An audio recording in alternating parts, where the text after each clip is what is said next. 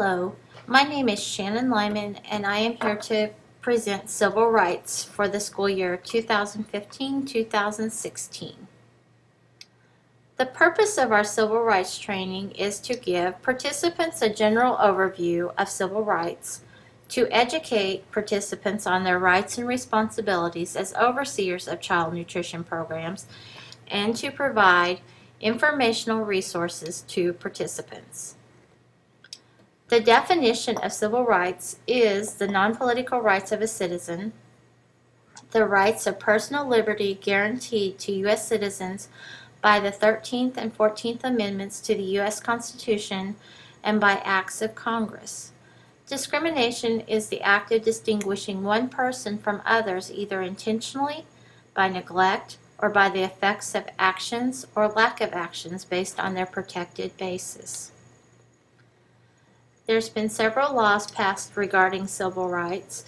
The first one was the Civil Rights Act of 1964, which is non-discrimination on the basis of race, color, or national origin. Title VI prevents discrimination in federally funded programs. Title VII prevents employment discrimination where the employer is involved in interstate commerce. Title IX is non-discrimination on the basis of sex.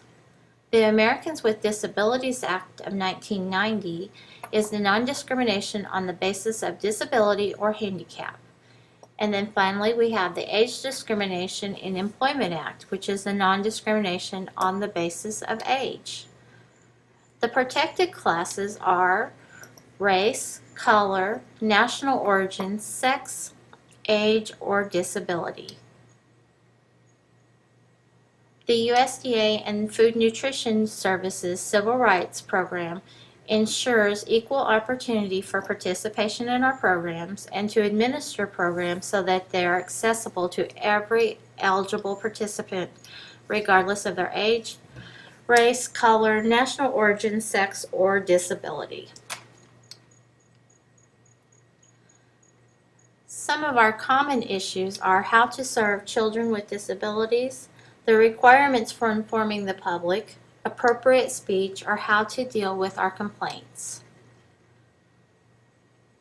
The definition of a disability is any person who has a physical or mental impairment which substantially limits one or more major life activities, has a record of such an impairment, or is regarded as having such an impairment. The school's responsibility to children with disabilities is that we have to make substitutions for them and to ensure their ability to access school meals. Exact accommodations needed must be certified in writing by a licensed physician. We're referencing the USDA's Accommodating Children with Special Dietary Needs in Children Nutrition Programs, and this is available on the Food and Nutrition Services website. You just click on Civil Rights. We are required to inform the public of this. Our requirements, the first requirement is that the Justice for All poster must be posted at every food preparation site. The second one is that all informational materials and sources, including websites used by local education agencies to inform the public about the child nutrition programs, must contain a non-discrimination statement. And last, we have to provide information in other languages as needed by our students. The non-discrimination statement is very lengthy and I'm not going to read it to you. If you want to look it up, you're more than welcome to go to the USDA website and it's all there. And if you need a copy of it, you can just ask me and I'll be happy to send you a copy of it. Appropriate speech for dealing with disabilities. Our speaking, how do we want to be addressed? Put the person first, a person with a disability. Use politically correct terms.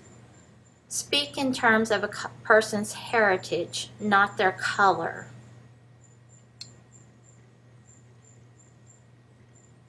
If we have complaints, we need to listen, take corrective action, get the required information, refer the person to the Justice for All poster, which has contact information. We have 180 days to file a complaint, and the complaint form is also available on the DESE website. Click on Civil Rights again. The address to send to is the USDA Director, Office of Civil Rights, 1400 Independence Avenue, Southwest Washington, D.C. And you can call the numbers that are listed here. For public schools, you could go to the Kansas City Office of Civil Rights and to talk to them. To reduce the risk of discrimination, ask yourself each time you interact with participants, am I treating this person in the same manner I treat others? Have I informed this person exactly what information I need to make a determination on the application?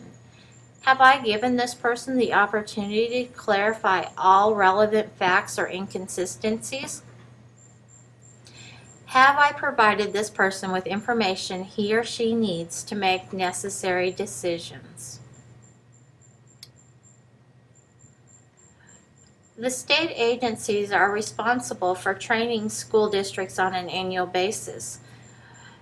Our school district is responsible for training our staff, including frontline staff, supervisors who deal with applications, or participants on an annual basis. So this is something we have to do every year.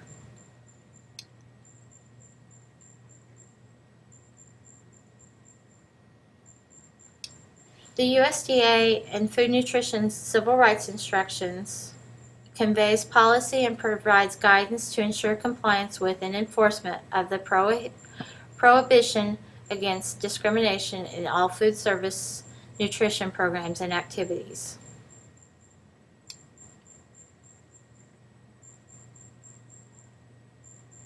The subject matter required is that collection and use of data, self-reporting of racial and ethnic data on free and reduced meal applications. It's optional.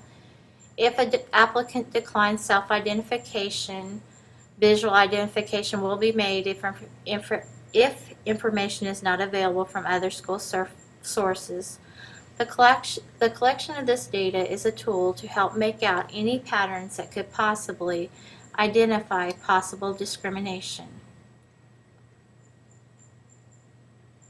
This is just some other things that we're required to train you with: effective notification systems, complaint procedures, compliance review, resolution of noncompliance, requirements for reasonable accommodation of persons with disabilities, requirement for language assistance, conflict resolution, and customer service.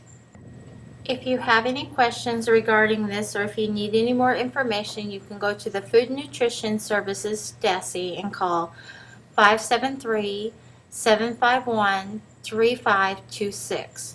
Or you can go to the DESE website, Food and Nutrition Services, and click on Civil Rights.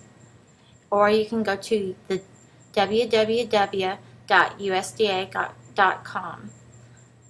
If you have any questions, please feel free to contact the Food Service Office at 354-2181. Thank you.